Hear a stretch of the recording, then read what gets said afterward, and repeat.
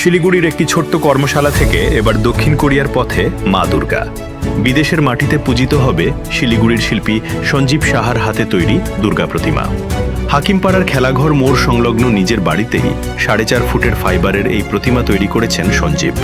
সমুদ্রপথে প্রায় 1 মাসের যাত্রা শেষে দক্ষিণ কোরিয়ার একটি বাঙালি সোসাইটির দুর্গাপুজোয় স্থান পাবে এই প্রতিমা। প্রায় 3 মাসের পরিশ্রমে তৈরি হয়েছে এই শিল্পকর্ম। বিদেশে পাঠানোর সুবিধার জন্য মাটির পরিবর্তে ফাইবার ব্যবহার করা হয়েছে। বিশেষ প্রযুক্তি ও একাধিক ধাপের মাধ্যমে তৈরি করা হয়েছে প্রতিমার প্রতিটি অংশ। ছোটবেলা থেকেই শিল্পের প্রতি ভালোবাসা থাকলেও মাত্র 1.5 বছর আগে নিজের শিল্পী সত্তাকে নতুনভাবে তুলে ধরতে শুরু করেন সঞ্জীব। সামাজিক মাধ্যমে তার কাকাজের ছবি ও ভিডিও দেখে দক্ষিণ কোরিয়ার একটি বাঙালি সংগঠন তার সঙ্গে যোগাযোগ করে।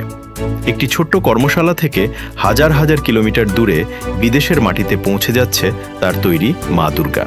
এই ঘটনাকে নিজের শিল্পজীবনের অন্যতম বড় সাফল্য বলেই মনে করছেন শিল্পী সঞ্জীব সাহা।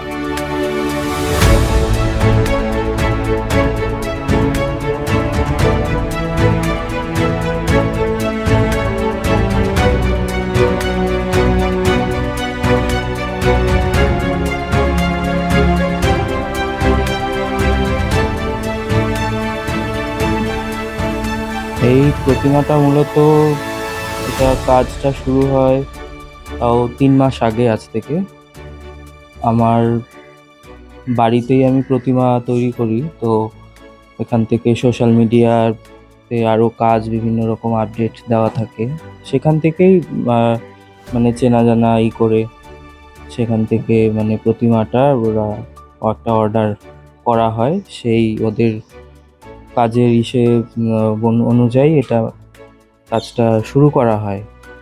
এবার যেহেতু এটা বাইরে চলে যাবে প্রতিমাটা, তো এটা মাটি দিয়ে সাউথ কোরিয়াতে যাচ্ছে, মাটি দিয়ে তো করাটা সম্ভব না, ওই কারণে এটা ফাইবার গ্লাস দিয়ে করা হয়।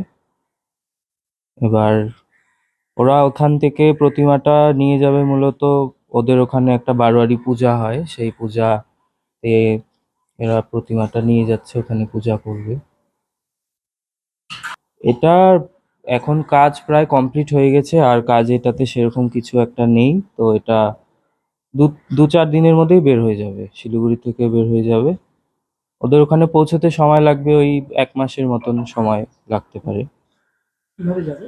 এটা আমরা এখান থেকে ওই কোরিয়ারের শিফটিং এর যে এই ব্যাপার আছে, এগুলোতেই পাঠানো হবে।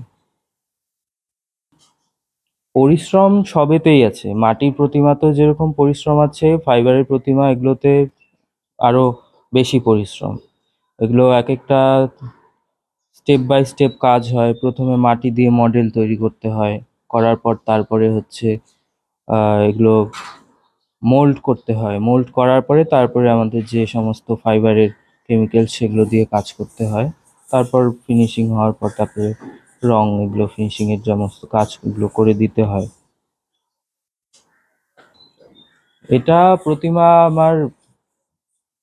আমার ছোটবেলা থেকেই নেশা ছিল, একটা প্রতিমা গড়ার একটা নেশা ছিল। সেখান থেকে একটু একটু করে কাজ করতে করতে তারপরে পরবর্তীতে এটাই প্রফেশন হয়ে যায়। তো এখন এটা হচ্ছে আমাদের এখানে সব রকমের কাজই হয়, মাটির প্রতিমা, সিমেন্টের, এই ফাইবার গ্লাসের এগুলো হয়। আর এমনি টুকটাক আশেপাশের যত পূজা আছে এগুলো এখানে হয়। এইদিকে শিলিগুড়িতেও কিছু প্রতিমা তৈরি করা হয়েছে ইতিমধ্যে। আর কাজ যেহেতু আগে থেকে করতাম টুকটাক, সেরকমভাবে মানে এতটাও প্রচার বা হয়ে ওঠেনি। তো প্রফেশনালি কাজটা আমি মোটামুটি এই 1-1.5 বছরের মতন হলো, মানে একেবারে প্রপার প্রফেশনালি শুরু করছি। তার আগে এমনি শখ করেই করা হতো। এটা একটা খুবই ভালো লাগার একটা বিষয়, যেহেতু এটা আমার একটা পছন্দের কাজ, একটা ভালোবাসার কাজ।